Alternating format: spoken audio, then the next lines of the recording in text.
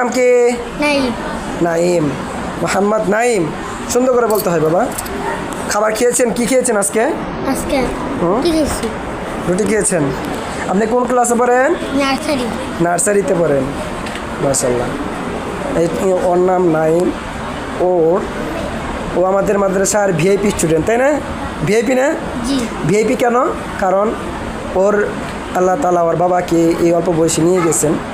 একটি অ্যাক্সিডেন্টে ওর বাবা আল্লাহ তাআলাকে নিয়ে নিয়েছেন। তো দোয়া করবেন যেন ওরা বাবাকে জান্নাতে ফেরদাউস দান করে। আর ওর মতো আরও স্টুডেন্ট আছে, আমরা ওদের বড় হওয়ার কারণে আমরা সবাইকে করি না, অনলাইনে আনি না বা তাদেরকে সরাসরি সামনে আনি না।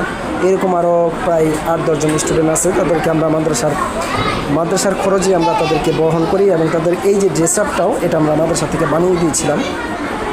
বর্তমানে এটার অবস্থা একটু নষ্ট হয়ে গেছে, আর একটা নতুন ড্রেস বানাতে হবে না? হ্যাঁ, এটা কে দিছিল? মাদ্রাসা থেকে দেওয়া হয়েছিল?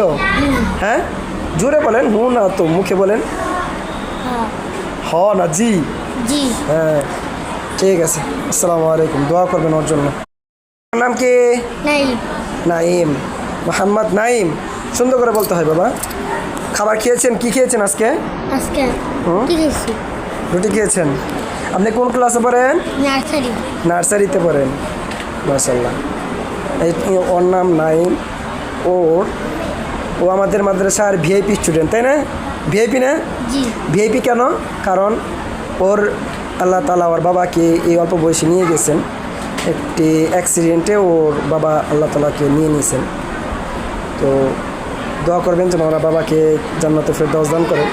আর ওর মতো আরও স্টুডেন্ট আছে, আমরা ওদের বড় হওয়ার কারণে আমরা সবাইকে করি না, অনলাইনে আনি না বা তাদেরকে সরাসরি সামনে আনি না। এরকম আরও প্রায় 8-10 জন স্টুডেন্ট আছে, তাদেরকে আমরা মাদ্রাসার খরচে আমরা তাদেরকে বহন করি এবং তাদের এই যে ড্রেস আপটাও এটা আমরা মাদ্রাসা থেকে বানিয়ে দিয়েছিলাম।